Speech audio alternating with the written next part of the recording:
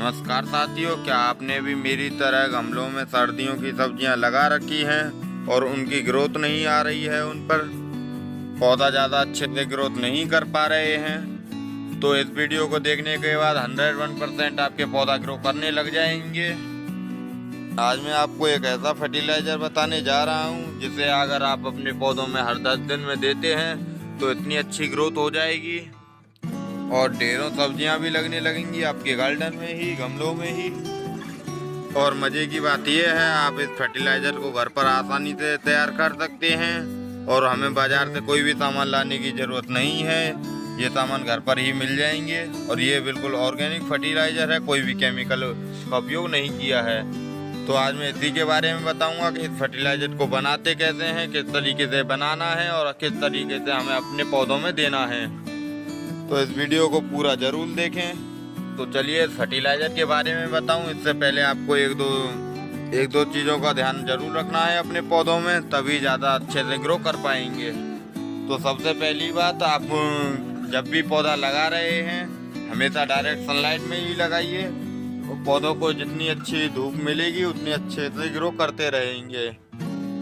कभी कभी ऐसा होता है, हम फर्टिलाइज़र तो बराबर देते रहते हैं लेकिन पौधे को किसी भी पेड़ या छाया में रख देते हैं, पेड़ की छाया में रख देते हैं, जिससे हमारा पौधा नहीं ग्रो कर पाता है। तो ये बात आपको समझ लेनी चाहिए कि पहले हमें पौधा डायरेक्ट सनलाइट में रखना है, फिर नहीं तो आप कहेंगे कि आप तो फर्टिलाइज़र के बारे में बता रहे थे कि इतना अच्छा काम करेगा और फर्टिलाइज़र काम नहीं कर रहा है। तो मैं आपको बता दूं कि ये फर्टिलाइज़र अगर आपके पौधे छाया में लग रहे हैं तो उसमें काम नहीं करेगा उतने अच्छे से।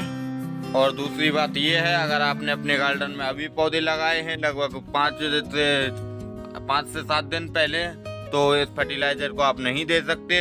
इस फर्टिलाइज़र को आपको जब देना है जब तक पौधे 20 दिन के ना हो जाएं। अगर उससे पहले इस फर्टिलाइज़र को आप देंगे तो हमारा पौधा खराब हो जाएगा।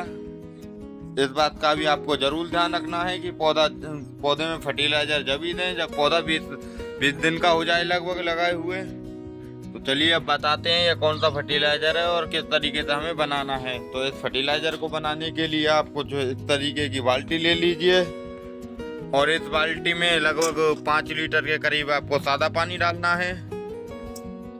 पानी आप कहीं से और कैसा भी ले सकते हैं, जो पानी आप पौधे में देते हैं वही पानी अपने इस बाल्टी में ले लेना है। और इसके बाद अब हमें क्या करना है, अब हमें इस पानी में लगभग 2 किलो वर्मी कंपोस्ट डालनी है। अगर आपके पास वर्मी कंपोस्ट नहीं है तो गाय के गोबर की खाद भी ले सकते हैं, दोनों बराबर काम करेंगे। तो इस तरीके से आपको 5 लीटर पानी में 2 किलो वर्मी कंपोस्ट डाल देनी है। इसके बाद आपको इसमें 250 ग्राम गुड़ डालना है और 250 ग्राम डालनी है सरसों की खली, और इसको डालकर लगभग 3 दिन के लिए साइड में रख दीजिए। और हर एक दिन बाद इसको चलाइए किसी डंडे की मदद से, हाथ की मदद से इस तरीके से इसको चलाना है ताकि जो हमारे वर्मी कंपोस्ट के गुड़ हैं इसमें पूरे मिल जाएं, कड़े हैं इसमें मिल जाएं और न्यूट्रिशन पूरा इस पानी में एब्जॉर्ब हो जाए। और गुड़ और सरसों की खली भी जरूर डालें इसमें। तो इस तरीके से आपको मीटते रहना है। कुछ दिनों बाद, लगभग 3 दिन बाद हमारा कुछ इस तरीके का मिल जाएगा। हमें छानने के बाद कुछ इस तरीके का खाद बनकर तैयार हो जाएगा।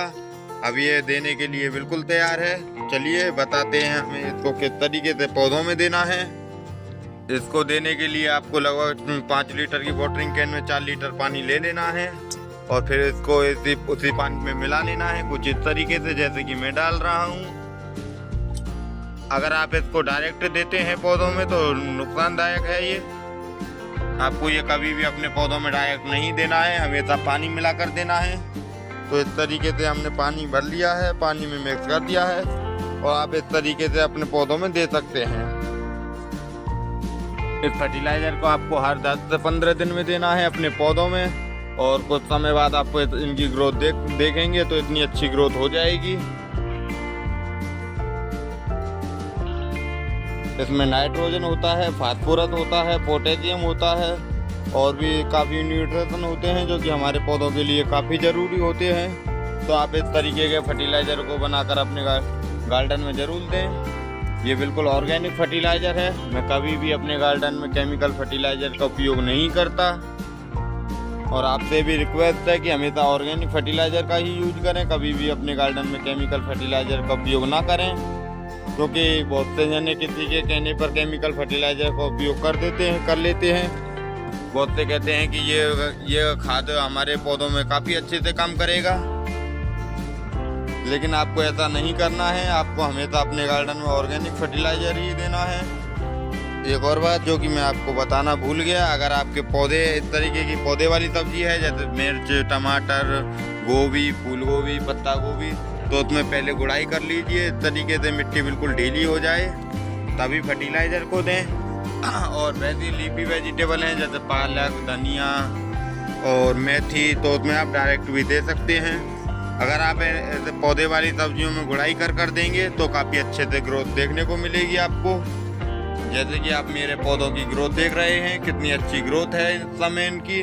और एक ही पौधे की नहीं, हर पौधे की लगभग अच्छी ग्रोथ है, क्योंकि मैं time to time regular fertiliser देता रहता हूँ और बिल्कुल ऑर्गेनिक फर्टिलाइज़र देता हूँ। कभी भी केमिकल फर्टिलाइज़र का उपयोग नहीं करता हूँ। बाकी आपने अपने गार्डन में कौन कौन सी सब्जियां लगा रखी हैं हमें कमेंट करके ज़रूर बताएं। वीडियो अच्छी लगी हो तो वीडियो को लाइक करें, ज़्यादा से ज़्यादा शेयर करें। अगर आपके मन में और कोई क्वेरी है तो मुझे बिना हिचकिचाए पूछ सकते हैं, मैं आपके कमेंट का जवाब ज़रूर दूँगा।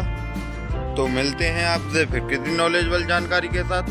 Thank you watching the video and keep on gardening.